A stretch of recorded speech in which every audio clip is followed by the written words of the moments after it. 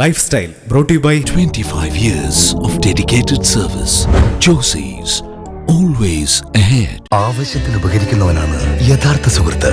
Gold ലോണിന്റെ കാര്യത്തിൽ popular finance. SKP Timbers, ആഴമേറിയ വേരുകൾ പോലെയാകട്ടെ ഇനി നിങ്ങളുടെ ബന്ധങ്ങൾ.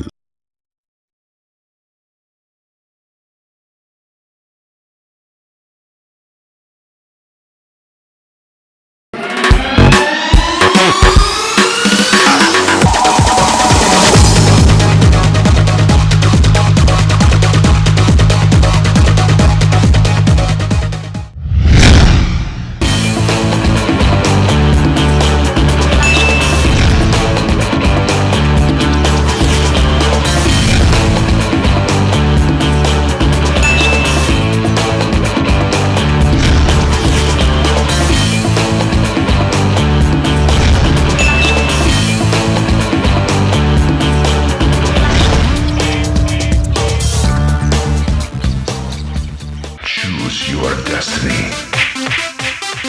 Flawless victory. Choose your destiny. Good morning. ജീവിതശൈലികളിലെ വേറിട്ട കാഴ്ചകൾ അവതരിപ്പിക്കുന്ന ലൈഫ് സ്റ്റൈലിൻ്റെ ഈ പുതിയ എപ്പിസോഡിലേക്ക് മാന്യ പ്രേക്ഷകർക്ക് സ്വാഗതം.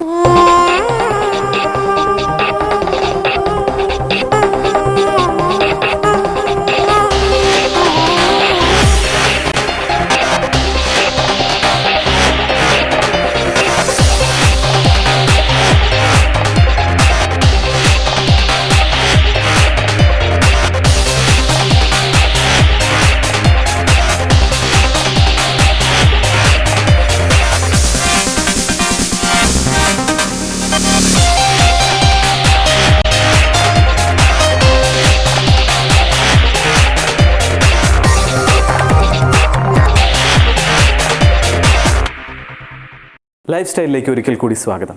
സൗത്ത് ഇന്ത്യയിലെ നമ്പർ 1 ബിസിനസ് സ്കൂളായ SCMS ഗ്രൂപ്പ് ഓഫ് എഡ്യൂക്കേഷണൽ ഇൻസ്റ്റിറ്റ്യൂഷനെ കുറിച്ചാണ് ലൈഫ് സ്റ്റൈലിൻ്റെ ആദ്യത്തെ സെഗ്മെൻറ്റ്.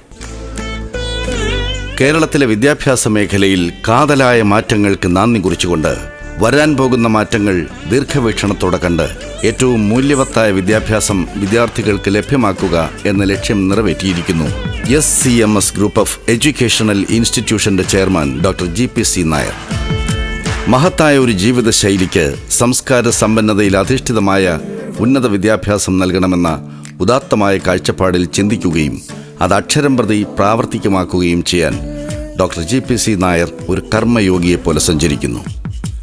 അതുകൊണ്ട് തന്നെയാണ് 1992 സ്ഥാപിതമായതു മുതൽ SCMS കൊച്ചിൻ കേരളത്തിലെ ഏറ്റവും മികച്ച ബിസിനസ് സ്കൂളായി മാറിയത്. ലൈഫ് സ്റ്റൈലിൻ്റെ കഴിഞ്ഞ എപ്പിസോഡുകളിൽ ഡോക്ടർ GPC നായരുമായുള്ള അഭിമുഖം നിങ്ങളേവരും ശ്രദ്ധിച്ചിരിക്കുമല്ലോ. SCMS നടത്തുന്ന വിവിധ കോഴ്സുകളെക്കുറിച്ചുള്ള വിശദാംശങ്ങളാണ് ഇന്നത്തെ എപ്പിസോഡിൽ ഉൾക്കൊള്ളിച്ചിരിക്കുന്നത്. ഇത് SCMS എന്നുള്ളൊരു ഗ്രൂപ്പാണല്ലോ ഇത്. അപ്പോൾ ഈ ഗ്രൂപ്പിൻ്റെ കീഴിൽ PGDM അല്ലാതെ മറ്റെന്തൊക്കെ കോഴ്സുകളാണുള്ളത്? അതിനെക്കുറിച്ചൊന്ന് വിശദീകരിക്കാമോ? ഞങ്ങൾ SCMS കൊച്ചിൻ എന്ന് പറയുന്ന PGDM നടത്തുന്ന ഇൻസ്റ്റിറ്റ്യൂഷനാണ് ഞങ്ങളുടെ ഫ്ലാഗ്ഷിപ്പ് ഓർഗനൈസേഷൻ. ഞങ്ങളുടെ ഗ്രൂപ്പിലെ അതാണ് ബെഞ്ച് മാർക്ക്, ക്വാളിറ്റിയുടെ ബെഞ്ച് മാർക്ക് നിശ്ചയിക്കുന്നത് SCMS കൊച്ചിനാണ്.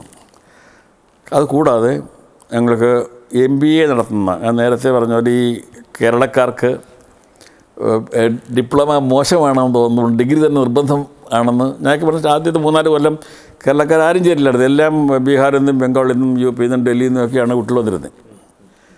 അപ്പോൾ ഇവിടെ നടത്തിയൊരു പ്രസ്ഥാനം എന്ന് പറയുമ്പോൾ ഇവിടുത്തെ കുട്ടികൾ വേണ്ടേ എന്നൊരു ഇതുണ്ടായിരുന്നു. അപ്പോൾ അതുകൊണ്ട് ആണ് MBA തുടങ്ങിയത്. MBA is doing very well. കാരണം ഈ SCMSൻ്റെ ഇൻപുട്സ്, PGDM കൊടുക്കുന്ന ഇൻപുട്സ് എല്ലാം ഞങ്ങൾ കർശനമായിട്ട് MBA കൊടുക്കും. MBAക്കാർ അത് പഠിച്ചില്ലെങ്കിൽ അവർ പരീക്ഷ സമ്മതിക്കത്തില്ല. അവർക്ക് യൂണിവേഴ്സിറ്റി പരീക്ഷ ഉണ്ടെങ്കിലും അത് എഴുതാൻ ഞങ്ങൾ അനുവദിക്കണമല്ലോ. അനുവദിക്കണമെന്നുണ്ടെങ്കിൽ ഇതിനകത്ത് ഞങ്ങൾ ചില ടെസ്റ്റൊക്കെ വയ്ക്കും, അതൊക്കെ പാസ്സാകണം, അല്ലാതെ സമ്മതിക്കത്തില്ല. കാരണം പുറത്ത് പോകുമ്പോൾ അവൻ നമ്മുടെ ലെവലിലാണ് പുറത്ത് പോകുന്നത്. എവിടെ പഠിച്ചാൽ അത് SCMSലാണ്, അത് PGDM ആണോ MBA ആണോ എന്ന് അടുത്ത ആൾ ചോദിക്കില്ല. അപ്പോൾ SCMS അല്ല. അപ്പോൾ SCMS എന്ന് പറയുമ്പോൾ അയാൾക്ക് സെർട്ടൻ ക്വാളിറ്റി ഉണ്ടാവണം.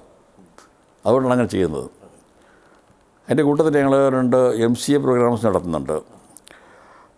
MCA എന്ന് പറയുന്നത് കമ്പ്യൂട്ടർ ആപ്ലിക്കേഷൻസാണ്. ഒരു കാലത്ത് ഭയങ്കര ഡിമാൻഡുള്ള പ്രസ്റ്റീജിയസ് പ്രോഗ്രാമായിരുന്നു. ഇന്ന് അതിന് അത്രയും ഡിമാൻഡില്ല. അതിന് പ്രധാന കാരണം എന്ന് വെച്ചാൽ എഞ്ചിനീയറിംഗ് ധാരാളമായിട്ട് വന്നു. എഞ്ചിനീയറിംഗ് ഇല്ലാത്ത കാലത്താണ് എഞ്ചിനീയറിംഗിൽ ബി.ടെക് കമ്പ്യൂട്ടർ സയൻസ് ഉണ്ട്, ബി.ടെക് IT ഉണ്ട്, ബി.ടെക് ഇലക്ട്രോണിക്സ് ഉണ്ട്. അതൊക്കെ കമ്പ്യൂട്ടറിന് ബന്ധപ്പെട്ട ഇതാണ്. ഇത് ഡിഗ്രി കഴിഞ്ഞിട്ട് പിന്നെ 3 കൊല്ലം പഠിക്കണം, ഈ MCA എന്ന് പറയുന്നത്. മറ്റേതാണെങ്കിൽ +2 കഴിഞ്ഞിട്ട് 4 കൊല്ലം പഠിച്ചാൽ മതി. ഈ കംസ് ഔട്ട് വിത്ത് ബി.ടെക് ഡിഗ്രി. അങ്ങനെ ഒരു ഇതുള്ളതുകൊണ്ട് അതിന് കാര്യമായ വളർച്ച ഉണ്ടാവില്ല, അത് താഴോട്ട് പോയിക്കൊണ്ടിരിക്കുകയാണത് കേട്ടോ. പിന്നെ ഞങ്ങളുടെ പ്രധാനപ്പെട്ട ഇൻസ്റ്റിറ്റ്യൂഷൻ എന്ന് പറഞ്ഞാൽ എഞ്ചിനീയറിംഗ് കോളേജാണ്. എഞ്ചിനീയറിംഗ് കോളേജ് എന്ന് പറഞ്ഞു കഴിഞ്ഞാൽ SCMS school of engineering and technology എന്ന് പറയും. അത് ഈ SCMSൻ്റെ പോലെ തന്നെ വളരെ പ്രശസ്തമായ എഞ്ചിനീയറിംഗ് കോളേജാണ്. ഇവിടെ ഒരു നമ്മുടെ കാലിക്കറ്റ് RECയുടെ അലൂമിനി ഒരു കഴിഞ്ഞ 3-4 കൊല്ലം സർവേ നടത്തുന്നുണ്ട്. അതിലൊക്കെ ഞങ്ങളാണ് ഒന്നാമതായിട്ട് നിൽക്കുന്നത്. പിന്നെ കുട്ടികളുടെ അലോട്ട്മെൻറ്റ് ചോദിക്കുന്നത് ഈ കൗൺസിലിംഗ് സെഷനിൽ കൂടുതൽ പേര് ഓപ്റ്റ് ചെയ്യുന്നത് SCMS ഓപ്റ്റ് ചെയ്യുന്നത് ഏറ്റവും കൂടുതൽ. അത് പത്രങ്ങളിലൊക്കെ വന്നിരുന്നു, ഏറ്റവും കൂടുതൽ ഓപ്റ്റ് ചെയ്യുന്നത് SCMS ആണെന്ന് പറഞ്ഞിട്ട്. അതുകൂടാതെ ദേശീയ തലത്തിൽ ഔട്ട്ലുക്ക് മാഗസിനും വീക്കും 2 ഏജൻസികളെ വെച്ച് സ്റ്റഡി നടത്തിയപ്പോൾ SCMS ഔട്ട്ലുക്കിൻ്റെ ഇതിൽ 59ാമത്തെ ഏറ്റവും നല്ല ഇന്ത്യയിലെ 4500 കോളേജുകളുള്ളതിൽ ഇന്ത്യയിലെ 59ാമത്തെ ബെസ്റ്റ് കോളേജായിട്ട് അവർ 74 ഔട്ട്ലുക്കിലെ വീക്കിലെ വന്നത്. അപ്പോൾ ആ ലെവലെത്താൻ കഴിഞ്ഞ മഹാഭാഗ്യമാണ്. കാരണം ഇത്രയും വിശാലമായ രാജ്യത്ത് എന്തെല്ലാം തരത്തിലുള്ള വിദ്യാഭ്യാസമുണ്ട്. അതിൽ 79ാമായിട്ട് അല്ലെങ്കിൽ 74-ൽ 59 പറയുമ്പോൾ അത് വലിയൊരു കാര്യമാണ്. കാരണം കേരളത്തിലെ വേറെ ഒരു കോളേജും ഇല്ല. അവിടെ ഞങ്ങൾക്ക് 6 ബി.ടെക് കോഴ്സുകളാണ് ഉള്ളത്. അത് civil, mechanical, electrical, electronics, computer science, automobile, ഇത്രയും 6 ബ്രാഞ്ചുകളാണ്. 2 M.Tech പ്രോഗ്രാംസ് ഉണ്ട്.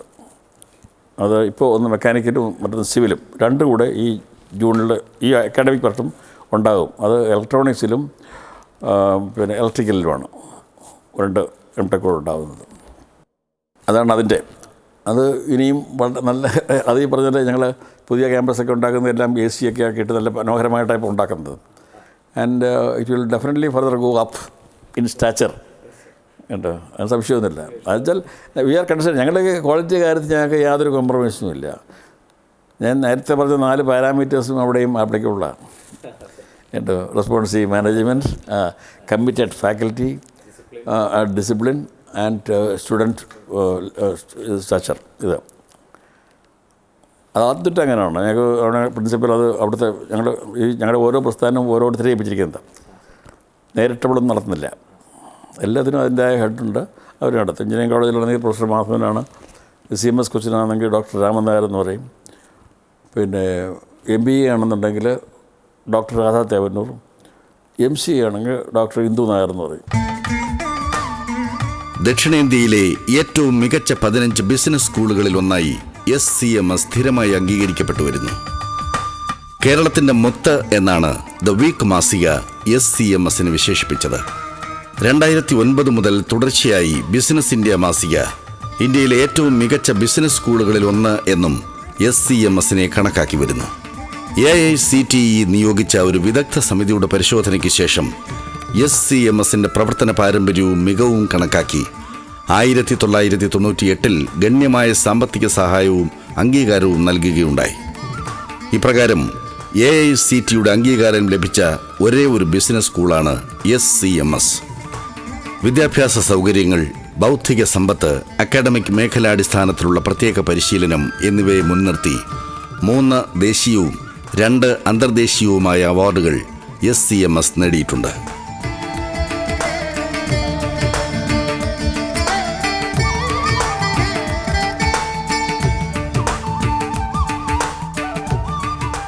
Lifestyle break.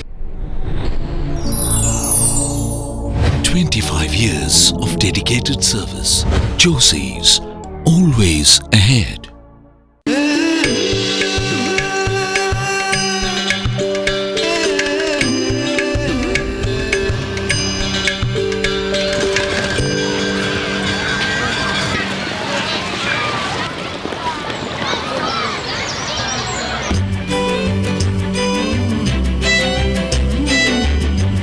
ആവശ്യത്തിന് ഉപകരിക്കുന്നവനാണ് യഥാർത്ഥ സുഹൃത്ത്. ഗോൾഡ് ലോണിന്റെ കാര്യത്തിൽ popular finance, India's #1 gold loan company. 25 years of dedicated service. Josie's, always ahead. Lifestyle continues. പിന്നെ മറ്റെന്തൊക്കെ പ്രൊഫഷണൽ കോഴ്സുകളാണുള്ളത് സാർ? പിന്നെ ഇവിടെ തന്നെ വേറൊരു റിസർച്ച് സെൻ്ററുണ്ട് ബയോടെക്നോളജിക്ക്. SCMS school of biotechnology, bioscience and biotechnology research and development centre എന്ന് പറയും. വലിയ പേരാണ്. അതായത് അതിൻ്റെ കാരണം എന്ന് വെച്ചാൽ കഴിഞ്ഞ നൂറ്റാണ്ടെന്ന് പറയുന്നത് IT-യുടെ നൂറ്റാണ്ടായിരുന്നു, ഇൻഫർമേഷൻ ടെക്നോളജിയുടെ. അതിൻ്റെ ഗ്രോത്താണ് കഴിഞ്ഞ നൂറ്റാണ്ട് മുഴുവൻ ഉണ്ടായിരുന്നത്. ഈ നൂറ്റാണ്ട് എൻ്റെ കൺസെപ്റ്റിൽ നമ്മുടെ വായനയുടെ ഫലത്തെ ഞാൻ പറയാം, ഇത് ബയോടെക്നോളജിയുടെ നൂറ്റാണ്ടാണ്. Biotechnology is progressing like anything. നമ്മൾ പിന്നെ ഹൃദയത്തിൻ്റെ വാൽവും ചെവിയുടെ അറ്റം മാത്രമല്ല, ശരീരത്തിൻ്റെ ഏത് ഭാഗവും റീപ്ലാന്റ് ചെയ്യാവുന്ന ട്രാൻസ്പ്ലാന്റ് ലെവലിലേക്ക് ഇതാണ്. ഒരുപാട് മുഴക്കില്ല. ഇപ്പോൾ പിന്നെ മനുഷ്യനെ ജന്മം കൊടുക്കാൻ തന്നെ പറ്റുന്ന തരത്തിലേക്ക് കാര്യങ്ങൾ നീങ്ങിയിട്ടുണ്ട്. പ്രോട്ടീനാണ് അതിൻ്റെ ആധാരം ജീവൻ്റെ, അതുപോലും ഐസൊലേറ്റ് ചെയ്തിട്ടുണ്ട്. അങ്ങനെയുള്ളൊരു കാലഘട്ടമായത്. ഒരു 10 കോടി രൂപ മുടക്കിയാണ് ആദ്യം ലാബറട്ടറിയാണ്, റിസർച്ച് ലാബറട്ടറിയാണ് സ്ഥാപിച്ചത്. ഡോക്ടർ മോഹൻകുമാർ എന്ന് പറഞ്ഞുള്ള എൻ്റെ ചുമതല. അദ്ദേഹം കേരള യൂണിവേഴ്സിറ്റിയിലെ ബയോടെക്നോളജി യൂണിവേഴ്സിറ്റി കോളേജിലായിരുന്നു ഇരുന്നത്. ബയോടെക്നോളജി വിഭാഗത്തിൻ്റെ പ്രൊഫസർ, അസോസിയേറ്റ് പ്രൊഫസറായിരുന്നു. അദ്ദേഹമാണ് രാജീവ് ചന്ദ ഇവിടെ ഡയറക്ടറായിട്ടിരിക്കുന്നത്. 10-15 സയൻറ്റിസ്റ്റ് ഉണ്ട്. ഞങ്ങളുടെ 4 പേറ്റൻ്റ് എടുത്തിട്ടുണ്ട്.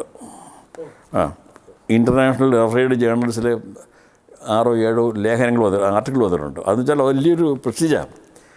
ഈ റെഫറേഡ് ജേർണൽസിലൊക്കെ ഒരു ലേഖനം ചുമ്മാ ലേഖനമല്ല, it's on a scientific work.